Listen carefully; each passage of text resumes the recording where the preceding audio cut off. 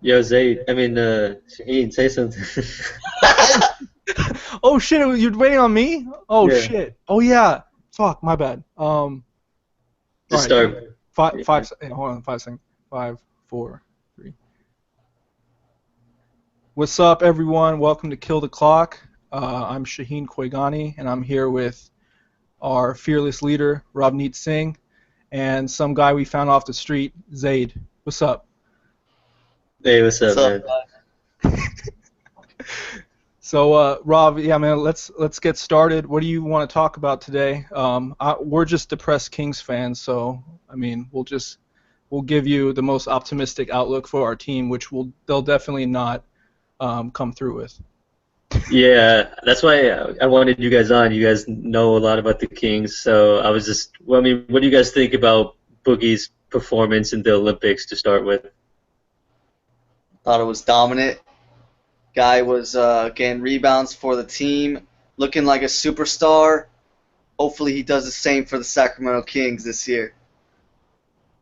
I mean, didn't he get into foul trouble a lot? He did initially. I think one game he did foul out with like 7, 8 minutes left in the fourth, but they still ended up winning that game. That's how you're gonna start talking about his performance in the Olympics? Yeah, man, it was noteworthy. I mean, I get a notification on my phone. I'm not really watching these games because they're all blowouts, but I mean, Boogie's fouling out with like 10 minutes left in the game or something. That's crazy. That wasn't initially. I think his foul. He controlled his fouls later on, but they still like DJ and the games in the Olympics instead of Cousins, just because of defensive reasons. Yikes. So wait, are you saying DJ was, from what you've seen, what you saw, was he considerably better defensively? Because that's kind of concerning. I wouldn't say considerably better, but he was. Both players struggled in the pick and roll. Just overall, the U.S. looked lost on defense guarding the pick and roll, but Jabin was probably better just guarding in the post overall. I mean, you would expect that from a shot blocker, and Cousins isn't really known to be a shot blocker. DJ's making me look Yeah, bad, man. Cousins was playing well with Kyle Lowry. He did a little, since Kyle Lowry plays a little bit better defense than Kyrie. Kyrie plays better with DJ. That's just what I saw during the games I watched. Yeah, it seemed like the Cousins just fit well with the second unit, like you said, with Kyle and Jimmy Butler. So there was, I think they had some good good like perimeter defenders on the second unit. So Cousins was just asked to score in the post, which he was able to do pretty easily. All right, man. I'm gonna call Vladi. I'm gonna tell him to trade for Kyle Lowry and Jimmy Butler. Yeah, that would be great. Yeah. Overall, you have to be happy with Cousins' performance, and do you guys think it was good having him around these other like all stars? Absolutely.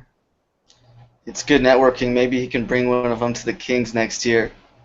Aren't you scared though that he himself could go Oh, and join another team? oh gosh. Can I? All right. Let me give my opinion about that. I'm actually a little frightened. I peruse Twitter every now and then, and during their time with the team, I'm noticing Draymond Green is like really buddy buddy with him, and we know what happened obviously with Draymond recruiting going really well this summer. So I'm a little frightened that he could go to the Warriors when his contract runs out, which man, I don't know if I could handle that, man.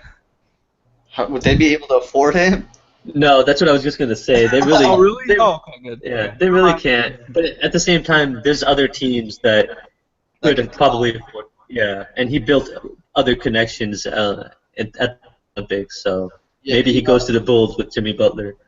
yeah. I'm on the other side of this. I really think Cousins is really loyal. He's all about loyalty. That's really like his number one like characteristic. Like if anyone's not against him, like George Karl, if someone's gonna be a snake, he gets irate. And I just think this guy is gonna try to stay with his team as long as possible. We're the team that gave him they gave him the opportunity to play for us when we drafted him, when a lot of teams could have got him, but hopefully, I don't know. There's always a chance he could leave. Zayd, you're sounding too optimistic, man. He's definitely leaving. He's definitely. I'm gonna say it right now. I don't know, man. September 1st, 2016 podcast. He is leaving in a couple of years. There's no way. He's too much of a competitor. Too much of.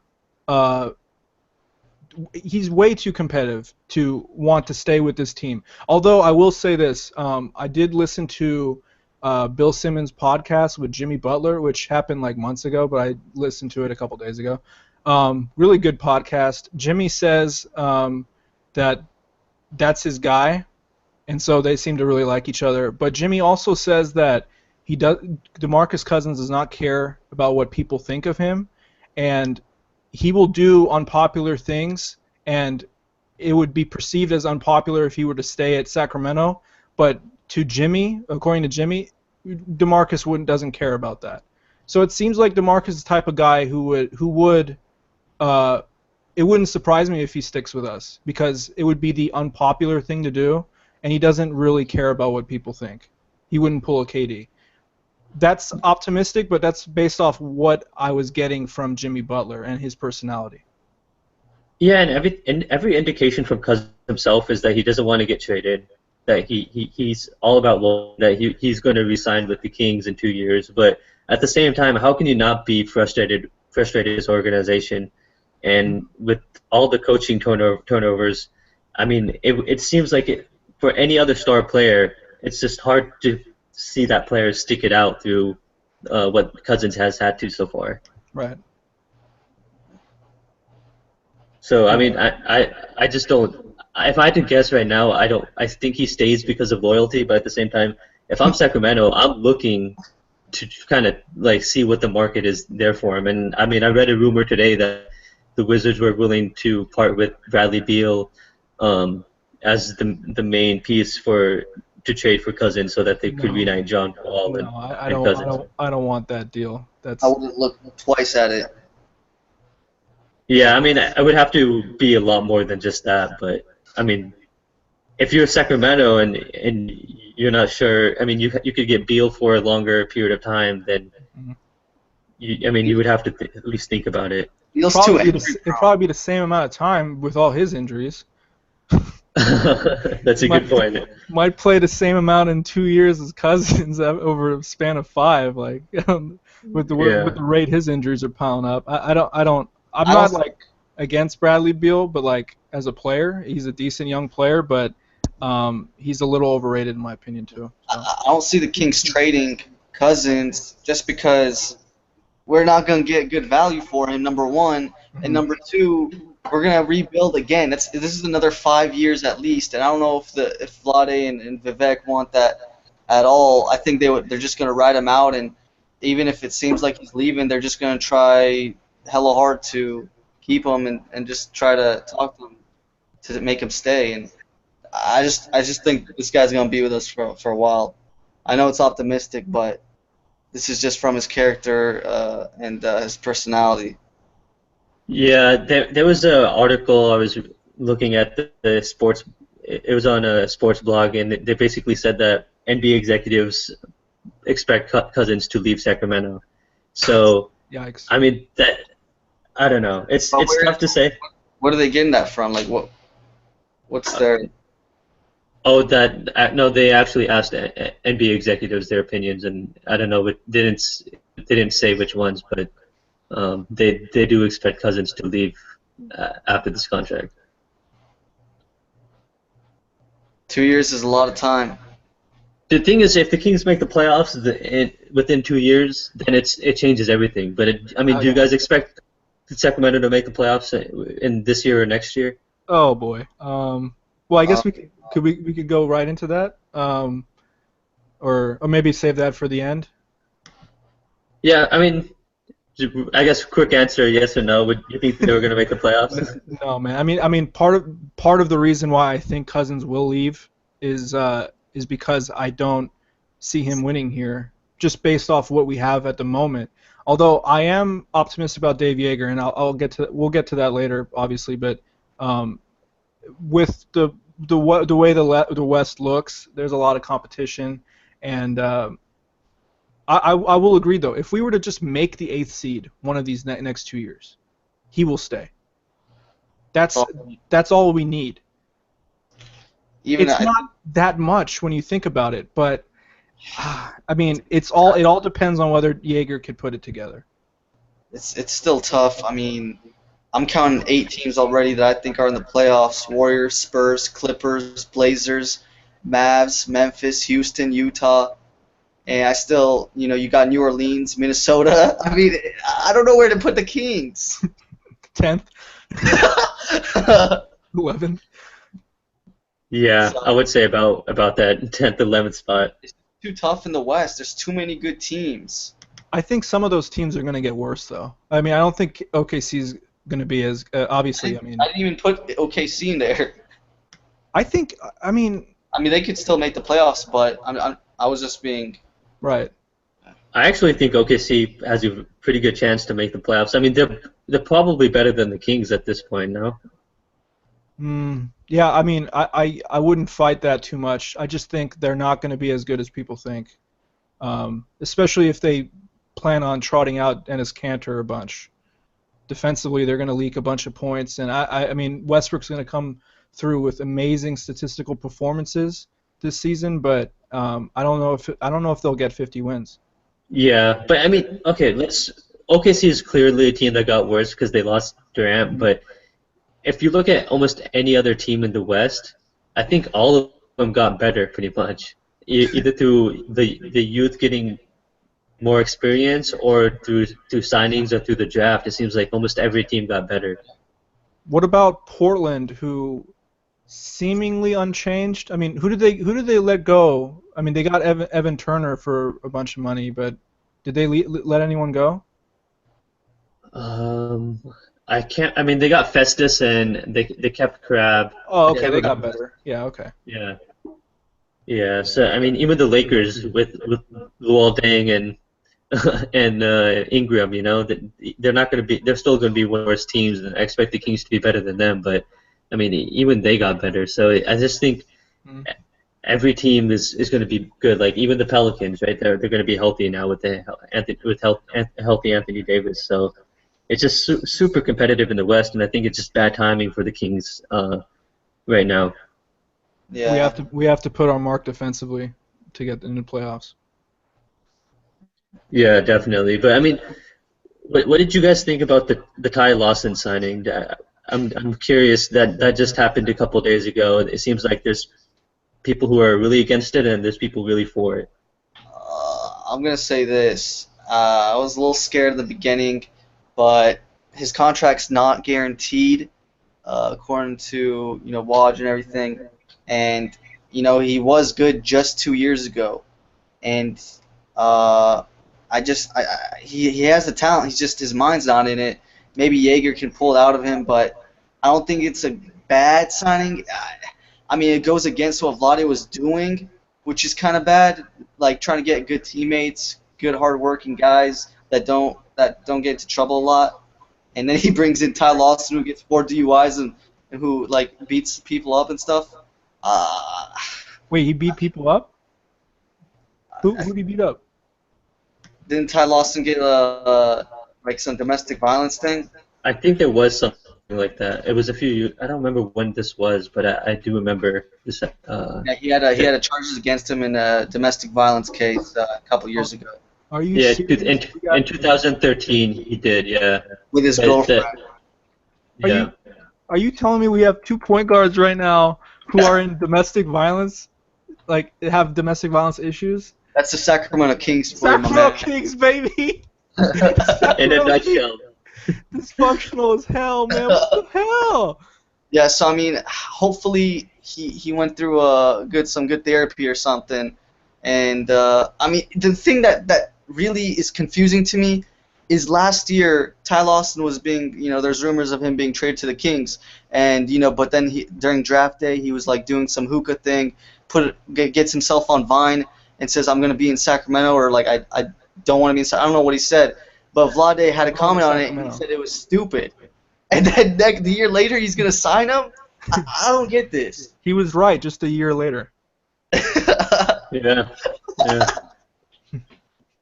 I know it's kind of interesting. It doesn't seem like the Kings prioritize high character guys, and I understand why. They're swinging for the fences here. They want someone who could, Ty Lawson is a lottery ticket in a way. Like, I mean, he has a decently high ceiling compared to the guys that were left in free agency, but he has a really low floor, and he could hurt your culture and your locker room.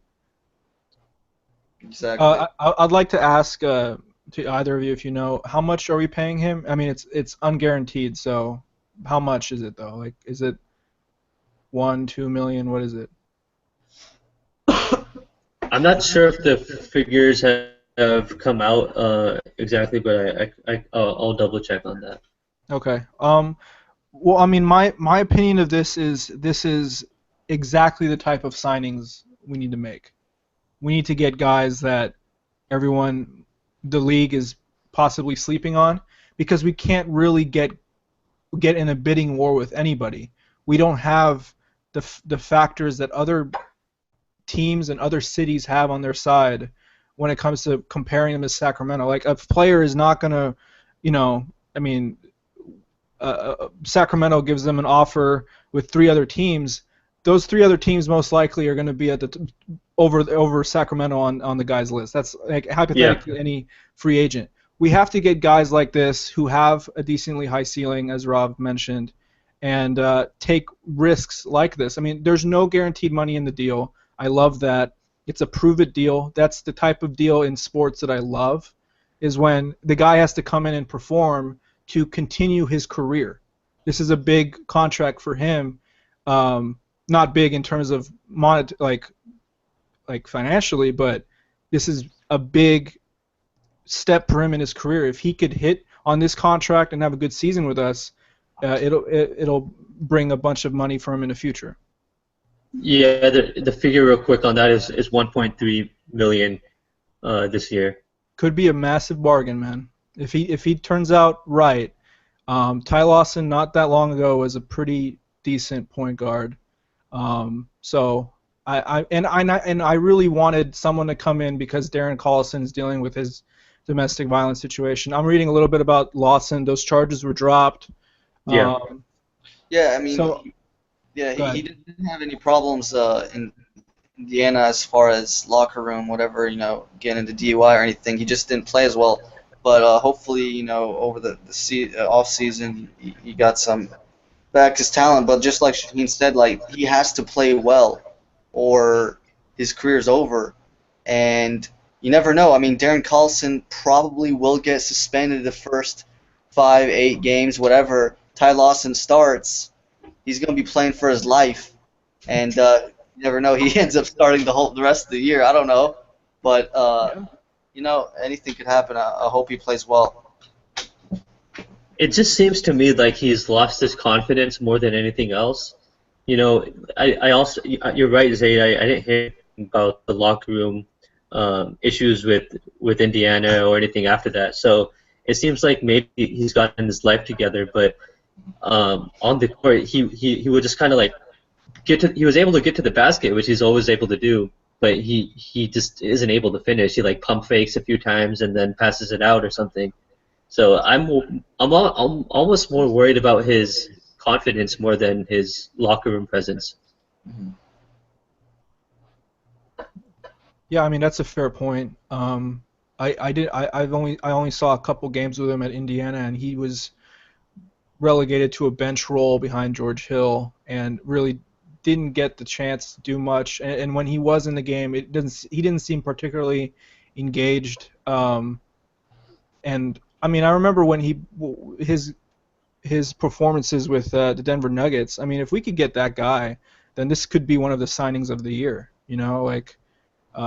Especially because it's unguaranteed and because it's a low amount of money. But yeah, I mean, I think this is a shrewd move by Vlade Divac, all things considered, because, like I said, we can't get the free agents that the fans want us to get. So we have to look outside the box. We have to get guys that could be lottery tickets for us, because that's how teams like us get better. I just want to make a quick thing. When Shaheen said that this could be the best signing of the year, it reminds me of last year when I said Ty Lawson could be the sneaky signing of the summer. Turned out to be one of the worst predictions of all time. Hopefully, he plays well this year, so it'll, at least it worked out for the Kings and not my prediction.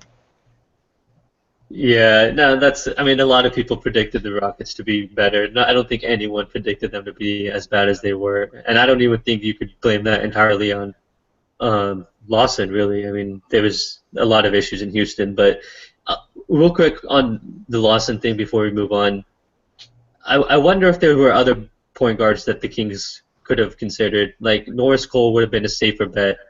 He doesn't have the upside that Lawson does. And the other thing I was going to say is, if Collison does get suspended, and I think that Lawson just needs to have 1 or 2 games where he gets 30-plus minutes and finds his rhythm back, because that's what he hasn't gotten. He didn't get that in Indiana at all, so maybe he gets that hair and finds his game back. Yeah, I think he will. We don't have any other point guards. Is Isaiah going to make the team? Probably not. Oh, Isaiah Cousins?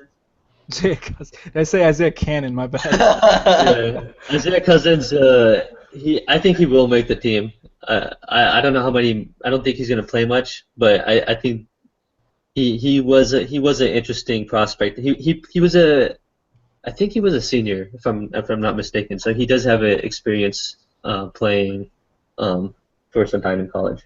Real quick, one thing about the optics of this whole situation. Obviously, we know that Darren Collison is dealing with some of his domestic violence issues, and I think most of the fan base we're shaking our fist at him because he's not turning out to be a very good human being. But this is good, because we're bringing in somebody who could potentially be the starter, and would make us all feel a lot better about Darren Collison being relegated to the bench. We're feeling good about that, right? Like, no one wanted to see Darren Collison starting for us all year, because based on what we know, right? Yeah, I mean, the options that the Kings had at point guard for free agents were pretty bad. I mean, there's Steve Blake, Kirk Heinrich, Andre Miller, Jordan Farmar, Norris Cole, Mario Chalmers just came back from an ACL injury. I mean, I think in this market too, we would have had to give Super Mario $30 million. Yeah, that guy. I don't know. I mean, I think Ty Lawson. It's not bad, and hopefully he pans out. We'll see. Yeah, there weren't a lot of options available for sure. So at this point, at this late into the summer, it's kind of, you can't really blame the Kings too much for going after this type of player. But I mean, since we talked a little bit about Isaiah Cousins, I mean, do you guys have any thoughts on him or anyone else the Kings drafted in particular? Oh, the draft. We got Papa John's Pizza, right? That's what we got. Oh. Yeah, Georgios Papagiannis. Oh. Oh man, that guy's going to be a big time development. In 3 or 4 years, then maybe you can play him. Yeah, I mean, I'm not a big fan of him. I'll just say that. But Shaheen, do you have any thoughts on him or Scalabrine? First of all, when I was watching the draft, I was pretty shocked when that pick came, because I didn't know who the hell he was, and I was just screaming at everyone in the room, like, what the hell are we doing? But it's interesting how the draft turned out, because we ended up getting a guy like Scalabrine around the point where, we got Scalabrine at 27 or something, right? Around there, yeah. Yeah, and around 13, where we picked Papagiannis, was where Labissiere was projected to go. and 27 was where Papagiannis was projected to go, like 22, 27 range, something like that. And then Malachi Richardson was in that range where we picked him. So if you look at it like we picked Skal Labissière first, then Richardson, and then Papagiannis with 27, it's really, all things considered, not that bad of a draft when you look at it that way. And I want to commend Vladi for being able to somehow, I don't know how he did this, but he got a first-round pick for Marco Bellinelli. I mean, well done, man. Yeah. That was a good trade. But Rob, what were your thoughts on him, Papa John's for Summer League? So real quick, Skal Labissière was the 28th pick, and I also heard that the Kings were actually thinking about taking him at 13 if he had actually worked out for the Kings, but because he didn't, Sacramento decided to pass on him. See, no one works out for the Kings either. No one works out for the Kings. That's so weird. Wade Baldwin did work out, who went 17th to Memphis, but he was the one guy, I think, in the first round that actually worked out for Sacramento. Yeah. So I think that is part of the reason why Vlade chose to pick Papagiannis. But to me, you pick the best player available, not who works out for you. And I talked to a lot of people during Summer League, and no one understood why the Kings chose Papagiannis. He can't guard the pick and roll in the pick and roll league. He doesn't have many post moves. Defensively, he's not really a rim protector, and he's kind of overweight. In Summer League, he was one of the worst. He looked pretty bad. Let me just say this. He looked like he didn't belong. And I know it's Summer League, you can't really put too much into it. But honestly, this guy wasn't a first rounder to me. Yikes. I need to stop saying yikes. Damn. Dang. There were just a lot of safer picks that the Kings could have made up. Let me just put it that way. Like Denzel Valentine was a safer pick, Malik Beasley. There were just a lot of safer picks. Do you think that Papa John's performance in the Summer League could be kind of similar to how Porzingis did the year before? Not saying he's turned into Porzingis or anything, but I'm just saying Porzingis had a very bad Summer League kind of look. I mean, he had some spark here and there, but wasn't that great. Do you think maybe Papa John's will have, it'll take him a year or two, it's not as bad as we saw, kind of thing? Yeah, that's a fair point. Dean Oliver, who's one of the founders of Basketball Analytics, did a study on this, and he basically found that your performance in Summer League doesn't really translate to your success or non-success in the NBA. So the two examples he pointed out was Porzingis and Karl Anthony Towns.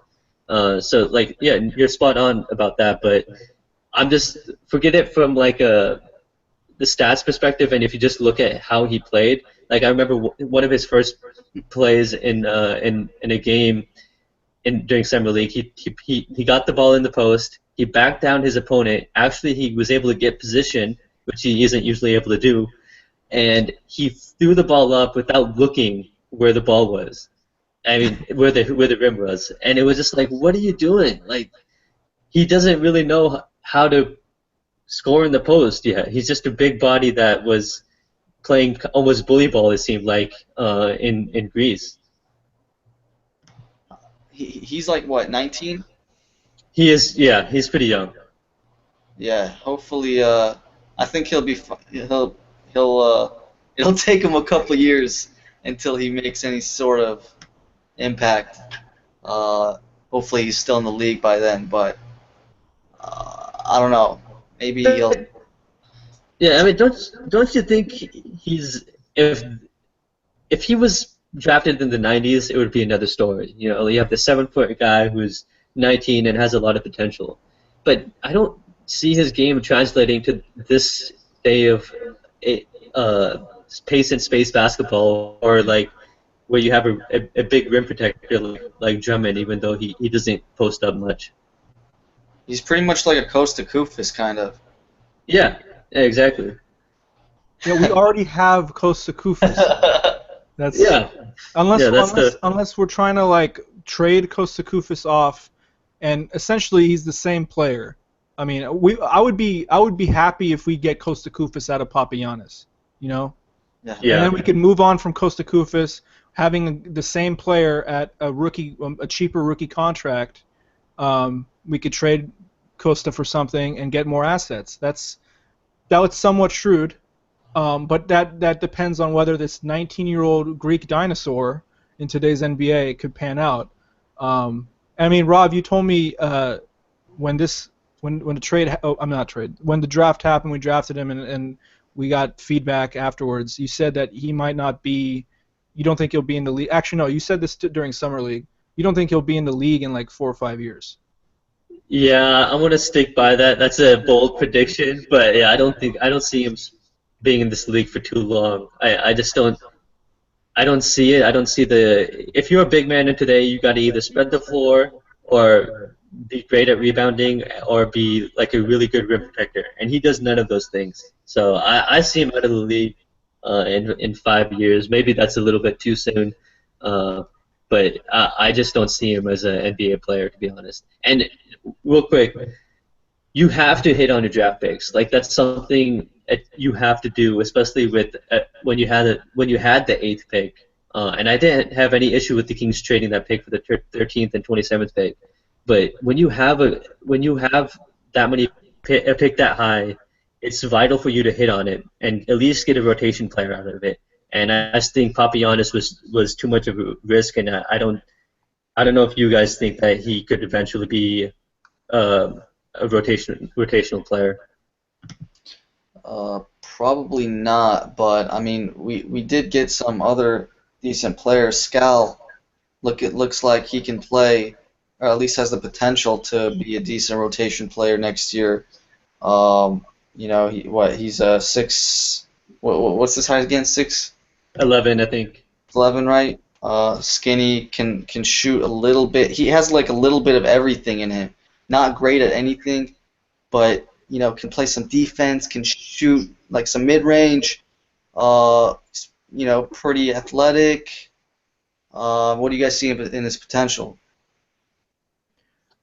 I mean, from the limited summer league action I watched, he was clearly one of our best players, if not the best. And by that line of thinking, Rob, I mean, if we got this guy at 28 and he ends up being a rotational player for us, then that's a great pick, right? Oh yeah, I mean, I thought Skal at 28 was a great pick for sure. I mean, he's still risky, but yeah, 28, you can't really go wrong with him there. Right. So I think people might remember this draft as a failure because of how highly we drafted Papa John's, and that'll never get tiring, by the way, calling him Papa John's. But like if Skal pans out, then that would be a great pick, and I think we should remember him for that. I don't know much about Malachi Richardson, so if either of you guys could talk about him. Yeah, I mean he's a shooting guard. He played well in the tournament. That kind of raised his draft stock. He's not a consistent shooter yet, but he has the potential to be. He's kind of predictable on offense, where he has this jab step, which he usually steps back for a jump shot. But he looked okay in summer league. He didn't look as good as Skal. But I definitely saw some nice potential there. And defensively, he has some nice tools, but there's definitely still defensive lapses. But overall, I think that was not a bad pick as well. I kind of like that pick at 22. Yeah. What can you tell us about Skal, though? Oh, no, go ahead, Zaid, sorry. Oh, no, I was just going to say I didn't see Richardson play too much, but I did see a tiny bit where he can play a little bit of defense. He can rebound for a guard pretty well, and hopefully he'll get better a little bit on offense and not be so predictable. He can't be worse than Marco Bellinelli, right? He doesn't have he has a higher ceiling than Marco for sure. Okay. Well, but I mean, I think we could get him to go do pump fakes from 30 feet out, 30 feet from the rim, just like Marco did. So I don't think we'll miss that. Oh, yeah. I mean, unfortunately, he does pump fake a lot too. Probably not as much as Marco, No but way, really? yeah, yeah, That's hilarious. yeah. But you gotta like the youth. There was one issue I had with Malachi at Summer League, I guess, and it was that he seemed almost disinterested at times. But I could be wrong on that. It just maybe that's just his body type, or like just the way he is. But maybe he was actually engaged. It's kind of hard to tell from the stands. Mm. But about Scal, I'm a fan for sure. Like, rebounding is definitely an issue with him. He's not very strong yet, so he wasn't able to get position a lot of the time, which is I think part of the reason Calipari didn't play him that much. And because Calipari didn't play him that much, was one of the big reasons why he fell in the draft because teams, even though they knew what type of player he was, they just didn't see the production. So it's kind of hard to spend a high first round draft pick on a guy where you're not really sure what he could do. But he wasn't a 3-point shooter in college, though I think he did make a lot more in summer league. So that is very 75% 3-point percentage. Do you know how many he shot by the way? I can get that to you. Let's take a look here. He averaged 11 points, 6 rebounds, and as far as 3-pointers, he got 3 for 4 overall. Yeah, so not that much, but still like that's better than what he did in college in a really short sample size. So the 3-point potential is probably more there than I originally thought at least, and defensively he's able to switch onto guards, which is a big bonus, and he is a rim protector. He just needs to get stronger, which will happen over time. And I really like his personality. He came from a really horrific background where he's from Haiti, and his family and him suffered through an earthquake there. So it's good. It's a good story. Yeah, and I'm just really excited to see him play in a Kings uniform. Yeah, from what I saw of him, typically what I want to see. Oh gosh, give me a second, guys. Sorry. Okay. So from what I saw in summer league, I want to see guys play through contact because I mean there's more fouls in summer league and you could kind of get away with stuff, but I don't want to see. I want to see toughness. And this guy was playing through contact. He was pulling down rebounds. He was showing a pretty varied offensive game. And he was scoring in a variety of ways, and I really like that. So I don't know. I mean the whole rest of the team stunk so bad, but he was the one shining beacon of hope that I could take away from the couple of games that I saw because he performed pretty well. So I'm definitely excited about this dude, and I think one of the things that I'm excited about the most that Rav touched on was the fact that he could go guard smaller guards out on a pick and roll. That's something like I think if we could harness Skal Labissière to be better defensively and have a lineup with Willie Cauley-Stein out there, we could have a pretty versatile defensive team. And that's something to maybe get excited about. What do you guys think about the other player that was acquired during the draft, Bogdan Bogdanovic from Serbia? He played in the Olympics as well. So did you guys have a chance to watch him play? The only instance I saw of Bogdan was him missing the final shot against the U.S., which I think would have won them the game or tied. Yeah, tied. Yeah, something like and that. And he missed, and all I could take away from that is that he's not clutch, so I don't want him. Oh, come on, man. No, I've heard a lot about him. I haven't seen him play at all, but like I heard he's a pretty decent, one of the best players in Europe, so I'm excited.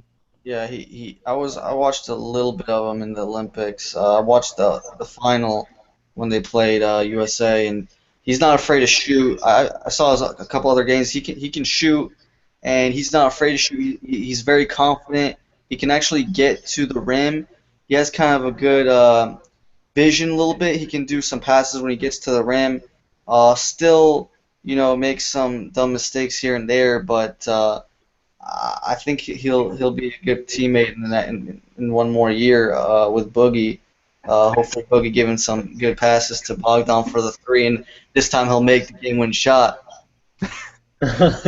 Yeah, that wasn't a really good game that he had against the U.S. in the finals in the goal game, but he is 24, so he's not super young. Malachi is 20, just as a reference point. But Bogdan is a really good shooter, it seems like, and he's not afraid to shoot, like you said, and he can make the simple pass here and there, though some of his passes can be off target a little bit. Though, I mean, overall, the Kings have been desperate for a shooting guard for a long time, so might as well get as many as you can, because one of them is bound to play well for the Kings eventually, I guess.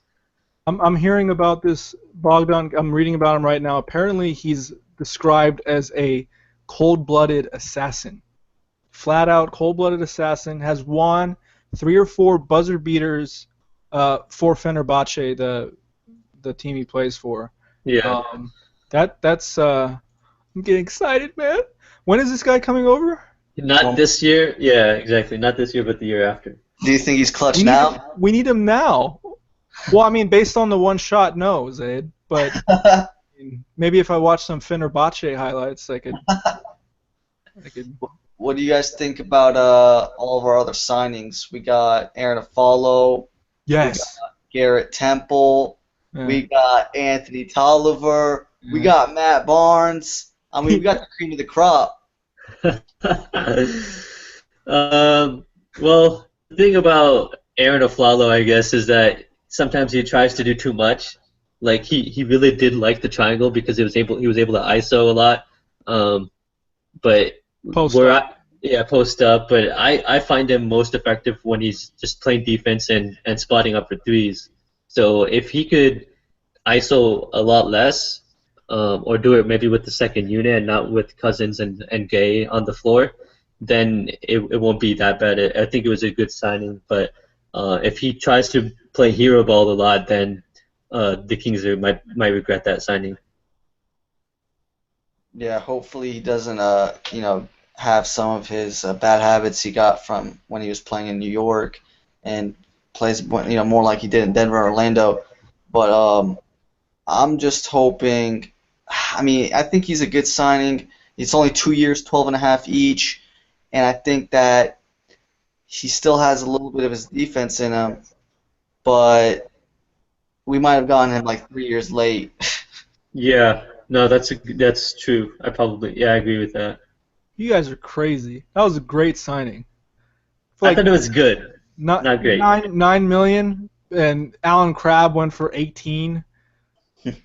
I mean, I'll take. I don't know, man. Aaron Aflalo, we have really upgraded our guards. Well, no, actually, our shooting guards this year, mostly because I didn't like Marco at all. But that's not much. That's not saying much, though. Zaid, come on, man. Let me be optimistic for a second. Aaron Aflalo, man, he plays. I still saw him play decent defense with the Knicks. I agree with Rob that he was trying to push too much. That's what happens on a bad team, which, I mean, we are, so maybe that's not a good thing. We don't want him to do that. But, I mean, I think we could rein him in and make him a 3-and-D type of player. I think that he's been pretty good in that role for most of his career. If Jaeger could get him to just focus defensively, that's really what we need. We needed better defenders on the perimeter because we were a turnstile last year on the perimeter. I mean, we couldn't defend anybody. I want to get players that could actually stick on someone on the perimeter, and that's why I like this signing a lot. And for the money too. The money's pretty cheap, all things considered, in this market. Yeah, the players that we got kind of go along with what you were saying. We got Aaron, who has shown that he can play good D. Garrett Temple can play some decent perimeter D. Matt Barnes, I don't know. Sometimes he can, and sometimes he'll get ejected. But we'll see. But and I don't know. I mean, we did get some defensive-minded, kind of defensive-minded guys, but I know Zayd appreciates getting Matt Barnes just because he punched Derek Fisher. I know Zayd appreciates that. I think that's that's the what toughness I'm looking for. that's what he told me when we signed him. We were like, yeah, Derek Fisher, like screw the Lakers, something like that. Yeah, it's good to get a local guy too. Tough guy, doesn't take doesn't let anyone mess with him like Derek Fisher. But We're gonna see a fight break out, and I'm gonna love to see how Boogie and Barnes interact. And Oh yeah. I mean like how they do I don't know. I think we're gonna see Barnes lose his shit at some point this year. I don't know if I can say that, but I just did. Yeah, I mean, overall, uh, Barnes is kind of old, so this is probably his last signing. Um, but you're right. I mean, I think he's older than that. I think he's like 34 or something like that. 36 maybe. yeah, I saw an Uh, interview. He That's wants to pretty play like old. 3 more years. yeah, He's he's 36. 36. He's 36. Yeah. Wow. So you have. Oh, I mean, our defense was horrific last year, and so was our three-point shooting. Like nothing's changed over the last 3 years. But theoretically, Temple, Aflalo, and Barnes should help in those two areas. So it's for the money that was given out. These guys aren't really that expensive, and they're on short-term contracts. So it's somewhat low risk. But I don't think any of them is going to change the identity of the franchise altogether. That might have to start with the coach down, and then the players might have to follow from him. Can I ask you guys for just ranking those free agents that we got, who you're most excited about and least excited about, like just I have to say I'm most excited for Aaron Aflalo. I mean, that's not saying much just because the 3 other guys we got aren't that great. But I mean, they're like three. They could play some defense, but they're just like they're not crazy about them, right? Yeah. they're just right around average or a little bit less than average. Right. And but Aaron Aflalo, he's shown that he could be pretty good. I think he had a 30-point game last season with the Knicks. He can still score. He can play defense. So I mean, I'm hoping I could see that out of him. His Denver and Orlando days. Hopefully, I could see that out of him. Least excited about. I'm probably least excited about Anthony Tolliver. I don't know, man. I don't know about his defense, and I mean, maybe he'll stretch the floor with Cousins, make some 3-pointers. But when I watched him in Detroit, I didn't like a lot of. I don't know. He's just not that good of a 3-point shooter. Not a good rebounder. Not a great defender. So I don't know. He's a decent 3-point shooter. He's 36% for his career. That's around what Caspi is. Right. So I mean, more shooting is needed for this team. So it's not too bad. I would probably agree with Zayd though overall about like the best signing, I guess, or the one I'm most excited about is Aflalo, and the least one is Tolliver. And Tolliver is a good shooter. It's just when you have him, I think you would want to play him at the 4, and it might be tough to play him at the 4 and then Stein at the 5 because then your rebounding suffers. But I guess with him and Cousins, it could possibly work, though. You would rather him play with a rim protector instead of Cousins, but Cousins is still decent enough defensively to maybe play Tolliver at the 4. But the bigger issue is that there's so many 4s on big men on the team that I don't even know if can you afford to play him there. I'll go ahead and say, I mean, I agree with everything you guys said, but I would say that the guy that I'm least excited about is easily Garrett Temple. This is a guy that shoots less than 40% for his career. He's been in the league for like 8 years now.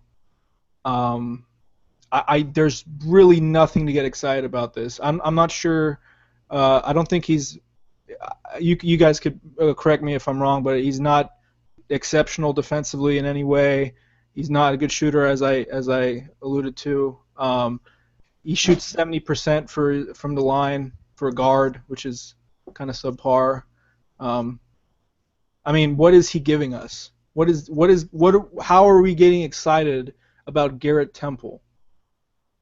I wouldn't say I'm excited about him either. Yeah, I mean, he's the least. At least Tolliver could get us some more shooting, which I could look forward to that. To him stroking it from deep, Although, like you mentioned, we'd have to play him at the 4, and that presents some issues based on who else we have. But I mean, Garrett Temple was the guy that we got when what?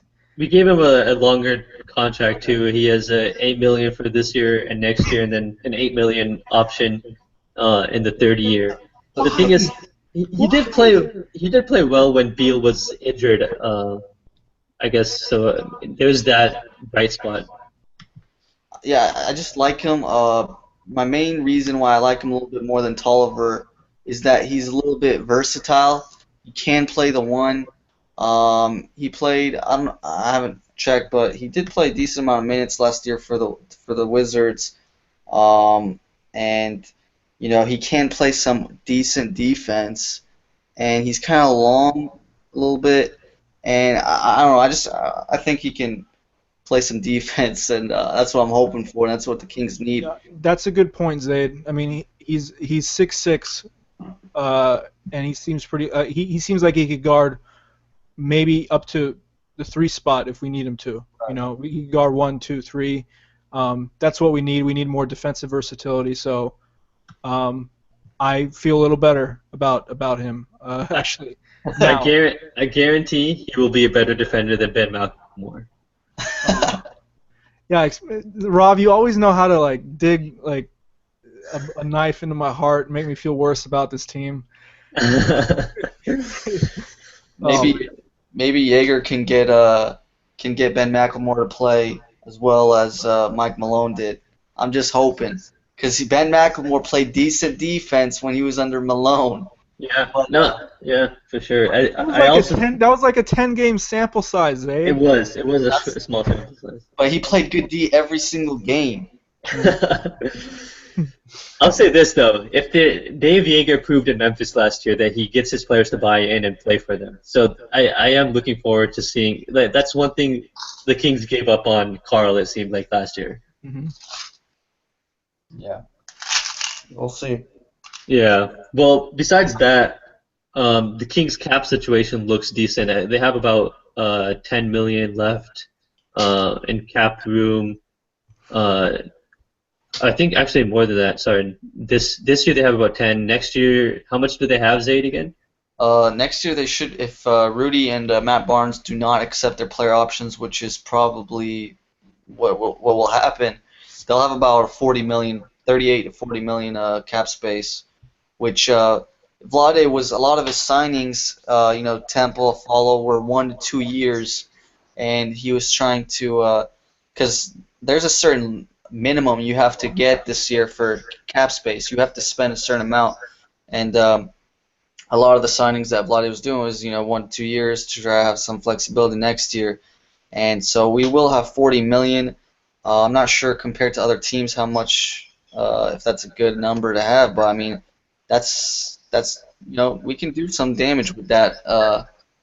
Not maybe all-star or something like that, but maybe.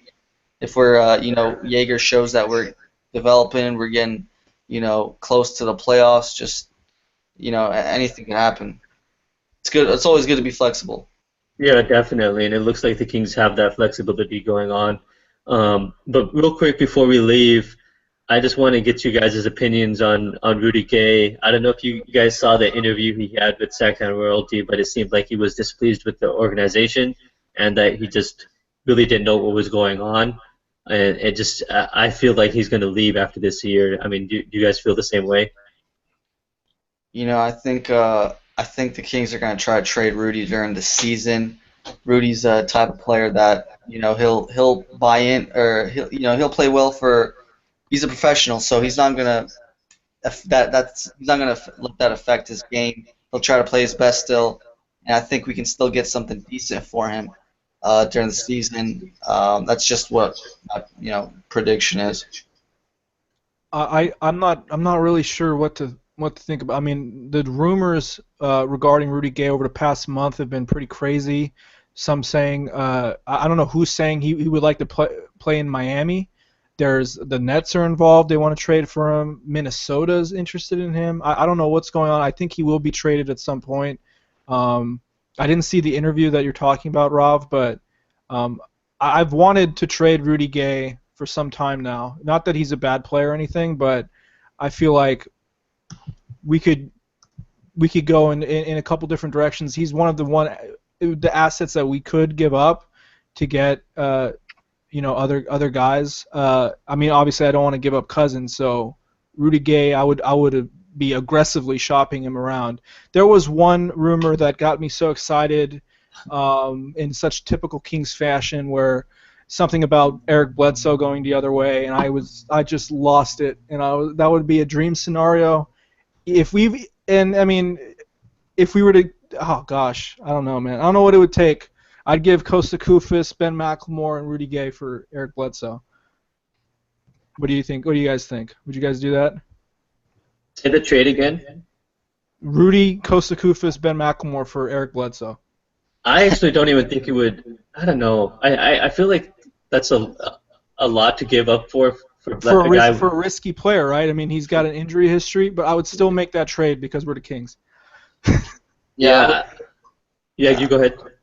No, I was just gonna say, I would probably make that trade. I think, it's just kind of what the Kings gotta do. We gotta go for that risky player, and Rudy's not really gonna take us anywhere too far. Bledsoe can, Kentucky guy, Cousins. We're just gonna get like 13 Kentucky players. Gal, but anyway, I mean, I'm hoping that'll happen. We could probably get something with Bledsoe in that trade, maybe some, second round pick or something. I don't know, but yeah, I mean, I would do it. I would probably rather have Bledsoe than Rudy as well. I just wonder how many if the Suns would be interested about him. But real quick, what do you guys think about Dave Joerger as a new coach? I'm a big fan of him, like I mentioned earlier.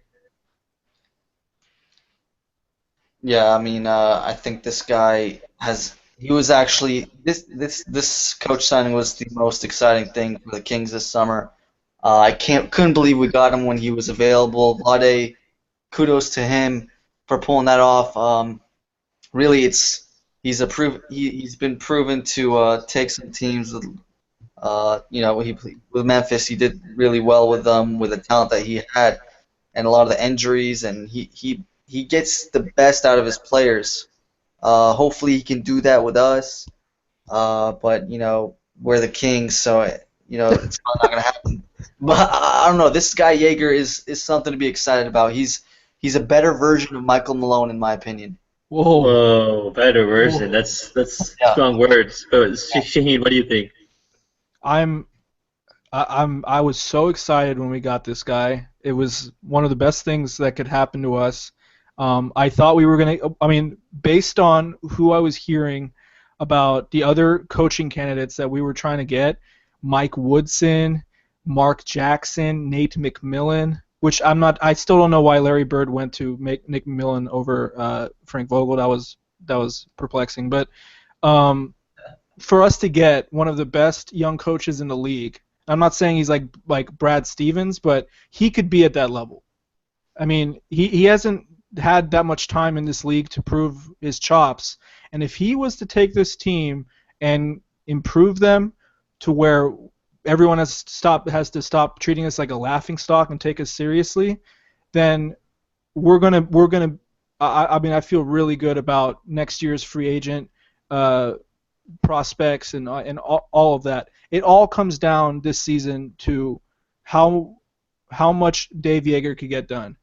This is going to be really important in terms of everything we've talked about. Free agency next year, guys wanting to come to our team, obviously, I mean, the same thing. But Boogie staying, if he really likes Joerger, if he if he gets a good connection with him, this could really change our franchise. This is the type of signing that could totally change a franchise. Getting a young, bright coach like this who is going to take us back to our strengths. We're going to play like we did under Mike Malone, defense first, slow down the pace, get Boogie down in the low post, where, I mean, we had to watch him shoot 73s or make 73s last year under George Karl, and we led the league in pace and scored a ton of points, but we could not get back defensively at all. And I really feel good about the direction that I think he's taking us in. We're going to play like we did on Mike Malone. And honestly, like, I don't know about all that Mike Malone stuff, Zayd, because I really like Mike Malone. And I have no idea why we got rid of him in the first place. But maybe Vivek is he understands that he made a gaffe there. He shouldn't have fired that guy.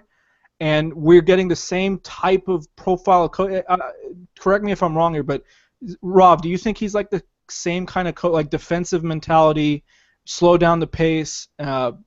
I mean, he played with Marc Gasol and Zach Randolph, kind of similar to Mike Malone. Am I wrong there, or what do you think? No, I think that's a fair assessment for sure. So I think he will slow down the pace, and I don't think he's going to have Cousins shooting threes that much compared to Karl for sure. Yeah, I mean, there's a lot of good things to feel. I feel really good about this. I feel like we're going to get a lot better than we did. I don't know if we'll make the playoffs, but I think it will be a good step in the right direction. And ultimately, the year after, Cousins might be in a good enough spot where, like, this is I feel like this is the ace in the hole. Even if we don't make the playoffs in the next 2 years, if Joerger really improves the team, and we could all see it, and Cousins sees it, he could stay, and maybe we could make the playoffs within his next contract. I mean, it all starts with Dave Joerger. I think this is key. Yeah. No, it does, and I think I was surprised that the Kings were able to get him, to be honest with you, and I was happy that he came here, and it finally seems like the Kings are committed to a coach, and Dave Joerger just bought a house for over $1 million in the Sacramento area. So no way. Yes. Yeah. Springs. Yeah, exactly. Yeah. So it seems like he's also planning to stay here a long time. And it seems like he really likes it here.